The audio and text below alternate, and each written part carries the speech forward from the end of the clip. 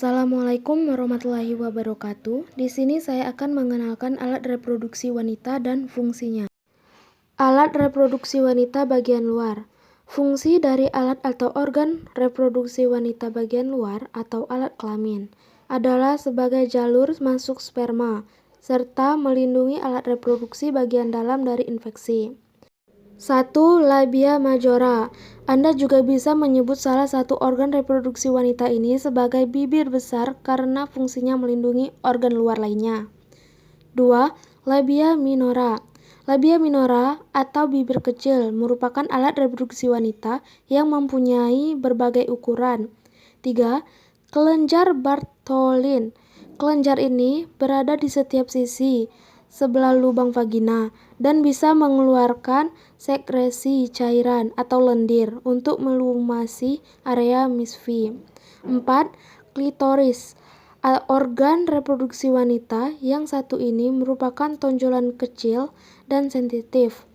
Klitoris ditutup oleh lipatan kulit disebut sebagai preputium, mirip dengan kulup di ujung penis. Selanjutnya adalah alat reproduksi wanita bagian dalam. 1. Vagina. Vagina adalah saluran yang menghubungkan sekresi atau bagian bawah rahim dengan bagian luar tubuh. Letaknya di dalam tubuh, belakang kandung kemih, lebih rendah dari rahim. Fungsi vagina sebagai alat reproduksi wanita adalah menjadi jalan keluar darah saat menstruasi, jalan lahir bayi, serta jalan masuk sperma menuju rahim.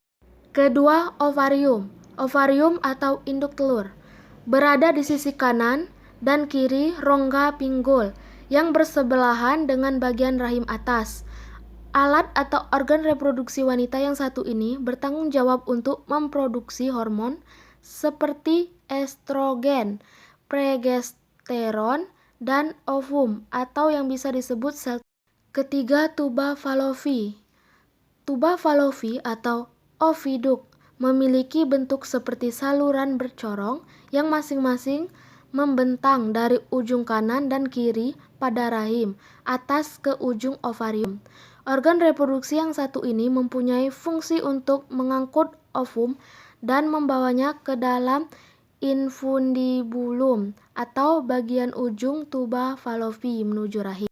Keempat, rahim atau uterus adalah organ reproduksi wanita yang berongga dan bentuknya seperti buah pir. Ini merupakan rumah bagi janin yang sedang berkembang. Ada dua bagian rahim, yaitu serviks, merupakan leher rahim yang berada di bagian bawah dan menjadi jalan menuju vagina, serta tubuh utama rahim, yaitu korpus. Kedua, korpus, area fleksibel karena bisa mengembang sesuai perkembangan bayi. Ini juga merupakan saluran untuk darah menstruasi. Kelima, leher rahim, serviks. Leher rahim atau serviks adalah organ berbentuk silinder atau tabung yang menghubungkan vagina dengan rahim.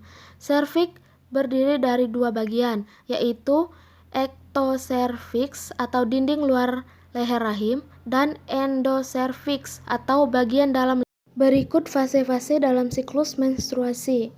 Siklus menstruasi merupakan perubahan alami yang terjadi di dalam organ reproduksi wanita setiap bulannya.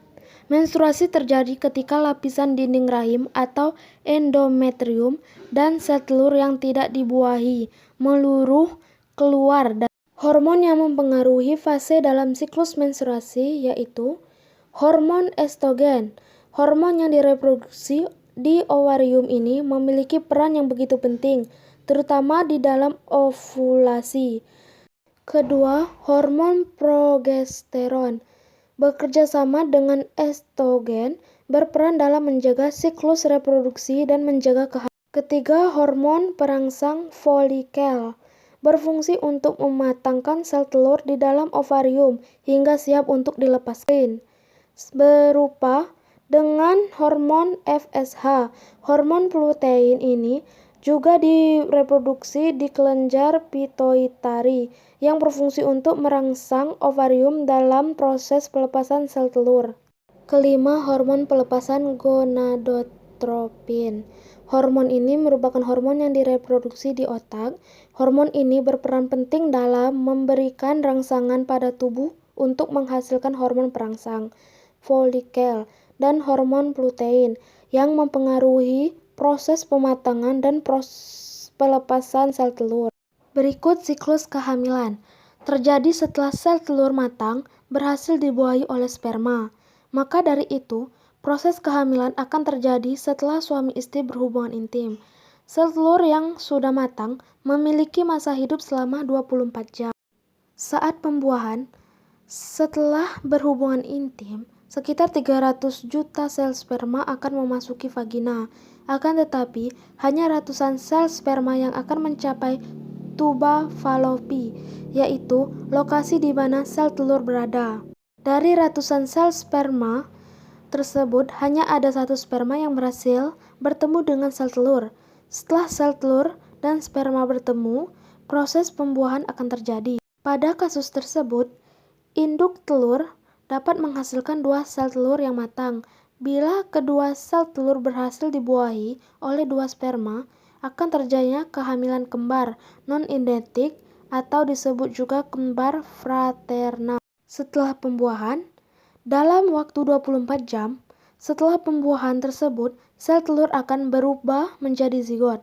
Zigot ini kemudian akan berkembang menjadi embrio atau bakal janin dan menempel di dinding rahim dalam waktu 5-10 hari setelah pembuahan. Pada tahap ini, wanita yang sudah memasuki masa awal kehamilan mungkin akan mengalami flek kecoklatan atau mengalami pendarahan ringan selama kira-kira 1-2 hari. Setelah terjadi inflamasi, kantung ketuban dalam plasenta yang menjadi sumber nutrisi janin akan terbuka. Tanda dan gejala kehamilan lain juga mungkin dirasakan oleh wanita di masa awal kehamilan, seperti mual dan perubahan pada payudara. Mungkin hanya itu yang dapat saya sampaikan. Kepada Allah saya mohon ampun. Wabillahi taufik walhidayah. Wassalamualaikum warahmatullahi wabarakatuh.